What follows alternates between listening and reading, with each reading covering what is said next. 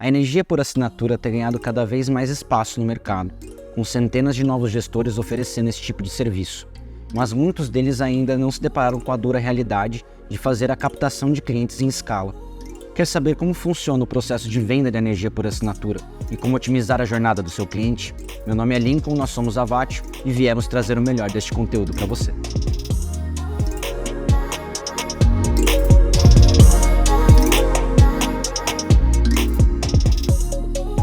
Bom, pessoal, antes de continuarmos falando da jornada do cliente, não esquece de se inscrever aqui no canal e acompanhar as novidades da Vatio. Bom, hoje a gente vai estar falando principalmente da jornada do cliente, né? Entendendo todo o processo de venda e como que a gente pode otimizar esse processo para trazer uma dinâmica, uma experiência melhor para o nosso cliente no processo de adesão, visto que é um processo extremamente burocrático. Então, bom, hoje eu vou trazer um pouquinho aqui para vocês, numa dinâmica também, um pouco dessa jornada, resumindo aí o ponta a ponta da jornada de vendas, né? E depois entendendo as formas que a gente tem de otimizar todo esse processo. Então a gente vai estar falando aí basicamente com relação à esteira de simulação e coleta de leads, com relação à geração de proposta, com relação a toda a parte de dados cadastrais e coleta de documentos, com relação à geração e assinatura de contratos, validação e assinatura dos contratos, e inclusão das unidades consumidoras nas listas de distribuição. Então, esse é basicamente o processo que a gente tem que cumprir para que o nosso possível beneficiário ele consiga entrar numa lista de distribuição e ter aí dentro dos próximos 30 a 60 dias o crédito, né, compensado na sua conta aí de consumo. Tá joia? Bom, então a gente vai estar passando aqui, pessoal, um pouquinho para a nossa esteirinha de vendas, né, entendendo desde do contato, da prospecção, entendendo quem que realmente é o nosso cliente. Então, quando a gente fala de um potencial consumidor, né, para energia por assinatura, a gente está falando necessariamente de unidades consumidoras, né, ou seja, clientes cativos que estão aí dentro de uma área da minha distribuidora que eu tenho possíveis usinas para compartilharem energia, né? Então, essas unidades consumidoras, elas podem estar na titularidade de uma pessoa física ou uma pessoa jurídica. Então, todo potencial cliente, ele necessariamente é uma unidade consumidora e ou ele é uma pessoa física ou ele é uma pessoa jurídica. Então, esse é um cuidado que a gente tem que ter muito grande. A gente vai falar um pouquinho disso aqui na sequência, que é com relação à titularidade da unidade beneficiária, né? Ou seja, se a unidade consumidora, a titularidade dela é a mesma titularidade de quem está fazendo a adesão, né, a contratação dos serviços, né? E isso é bem importante que seja um pré-requisito cumprido para que não tenha nenhuma surpresa lá na frente com que esse beneficiário não receba créditos de energia, por exemplo. Tá joia? Bom, visto que a gente tem aí a definição do que são os nossos clientes do ponto de vista de dados, né, do que eu preciso ter de informação efetivamente deles, a gente tem o passo, né, da prospecção, que a gente cai aí basicamente num simulador. Então, a primeira etapa que a gente tem de contato com o nosso cliente é fazer uma simulação de economia, é extrair o mínimo de informações que eu preciso desse consumidor e conseguir dar para ele uma estimativa daquilo que ele poderia economizar ao longo de um ano ou ao longo de um mês, né? E existem duas formas da gente abordar a coleta desses dados de consumo. Uma maneira é simplesmente a gente coletar a média estimada que esse cliente gasta ou basicamente o consumo dele da última conta, mas o ideal é que a gente sempre foque na coleta da fatura, né? Ou seja, que eu consiga uma via digital desse consumidor, porque isso vai facilitar todo o meu processo de cadastramento e mesmo a minha assertividade com relação à alocação de energia, ou seja, o benefício que eu vou estar produzindo, né, para ele nos próximos meses, tá joia? Então a gente até vai falar um pouco mais adiante com relação à importância da coleta da fatura lá no processo de coleta de documentação e validações, tá bom? Mas é uma possibilidade você não trabalhar com o impeditivo de obrigar o cliente a fazer uma simulação somente com uma conta, né? Basicamente uma estimativa de consumo já seria suficiente para ele observar se a economia é interessante para ele nesse caso ou não, né? Ou seja, se esse cliente vai ter interesse em dar o próximo passo, né? Que é realmente gerar uma proposta, querer uma proposta mais detalhada com relação ao consumo dele e à economia que ele pode obter, tá bem? Bom, então, obviamente o próximo passo, né, um gatilho que a gente tem aqui é justamente a partir da simulação incentivar o cliente, né, ele gerar uma proposta detalhada. E para isso a gente faz a coleta, né, o gatilho é justamente a coleta dos dados de contato dele, né, ou seja, os dados daquela lead. Então, nome, e-mail, telefone principalmente, né? Então, uma vez que eu tenho os dados de contato e eu tenho também os dados de consumo, eu consigo gerar uma proposta mais detalhada, principalmente se eu tiver uma fatura de energia, eu consigo gerar uma proposta bem detalhada e bem assertiva para esse consumidor. E aí a gente define outros 2 parâmetros, né, que são relacionados muitas vezes à regra de negócio de cada gestor de energia, né, ou seja, como que é aquele plano de energia por assinatura que efetivamente você está ofertando, o que o cliente está contratando. Então, tanto o modelo de alocação quanto o modelo de desconto que vai ser trabalhado naquela proposta, tá?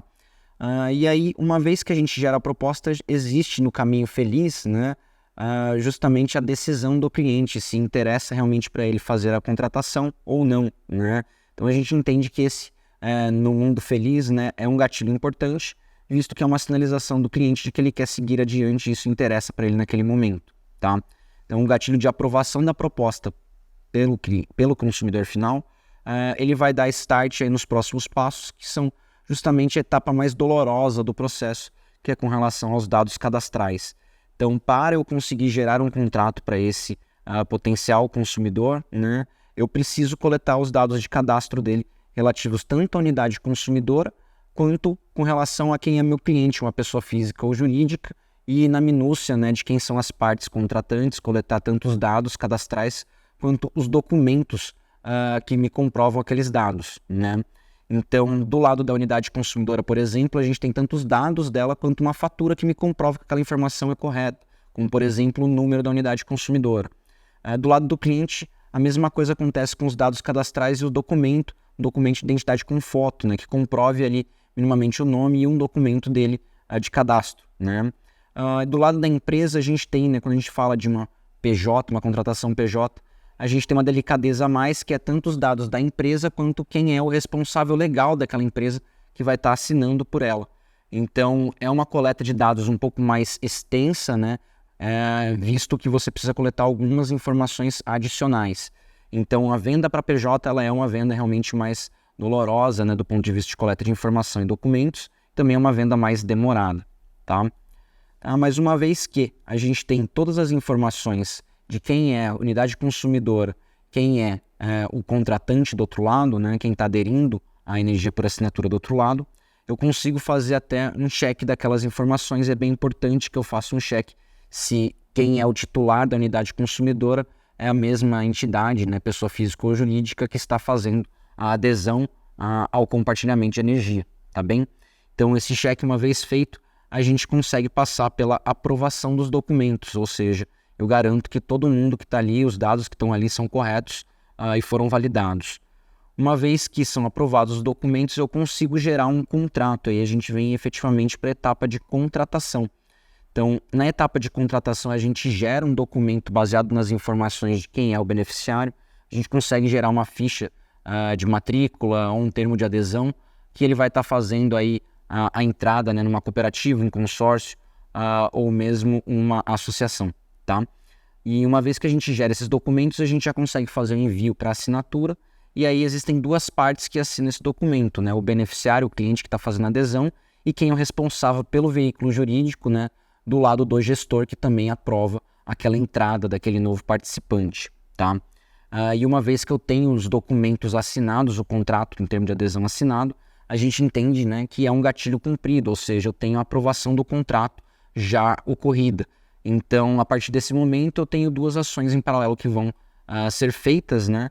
Uma, toda a parte burocrática, então todo o registro desse participante no livro ou na junta comercial ou mesmo no cartório, né? Que comprove que ele está participando daquela entidade jurídica. E do outro lado é dar start a todo o processo de alocação desse beneficiário numa unidade geradora, né? Ou seja, iniciar todo o processo de distribuição de energia para que ele entre já no provisionamento de um próximo ciclo de geração e ele receba créditos de energia daqui no máximo 30 a 60 dias. Né? Então, uma vez que eu tenho o gatilho do contrato aprovado, né, assinado por ambos os lados, a gente dá start efetivamente ao processo de distribuição, onde a gente tem que coletar todas as informações de uma unidade geradora e fazer o envio para a distribuidora. Né?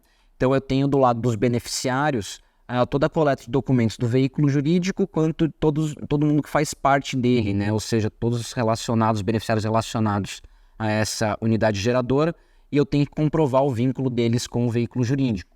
E do outro lado é a minha lista de cotas, né? Ou seja, toda a minha lista de beneficiários e com qual percentual elas vão estar sendo beneficiadas com o excedente que a minha unidade geradora vai produzir.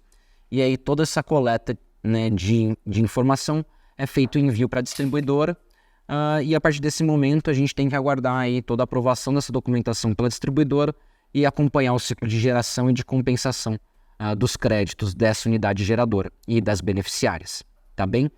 Então, bom, pessoal, esse aqui é o ciclo que a gente chama de ciclo feliz, ou seja, é o ciclo que eu consigo cumprir etapa por etapa, rigorosamente falando, e eu não tenho nenhum problema operacional, né? Muito pelo contrário, eu tenho um controle operacional muito grande em cada etapa e eu consigo blindar muitas vezes qualquer tipo de falha sistêmica, né?